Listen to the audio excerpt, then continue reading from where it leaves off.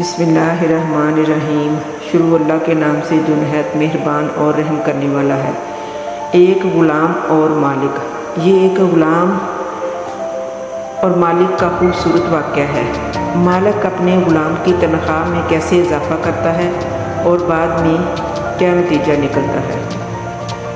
ایک غلام تھا، ایک دن وہ کام پر نہ گیا تو اس کے مالک نے سوچا کہ مجھے اس کی تنخواہ میں کچھ اضافہ کر دینا چاہیے تاکہ وہ دل جمی سے کام کرے اور آئندہ غائب نہ ہو۔ اگلے دن مالک نے اس کی تنخواہ سے زیادہ پیسے ایسے دے دیے کہ اس نے خاموشی سے وہ پیسے رکھ لیے۔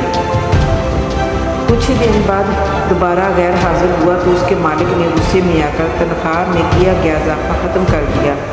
اس کو پہلے والی تنخواہ دی۔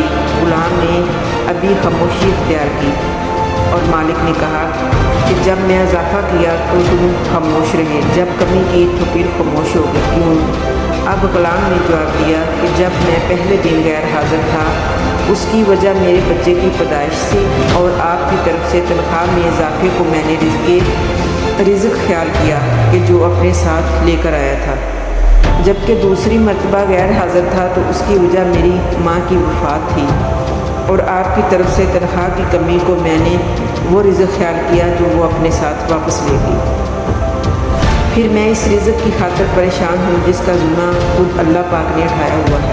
یہ بہت خوبصورت واقعہ ہے، ہمیں اس پہ عمل کرنا چاہیے، ہمیں اپنی خواہشاتوں پہ قابو کرنا چاہیے، ہمیں نیک اعمال کرنا چاہیے، اللہ کی رضا پہ راضی رہنا چاہیے۔ آمین یا رب العالمین۔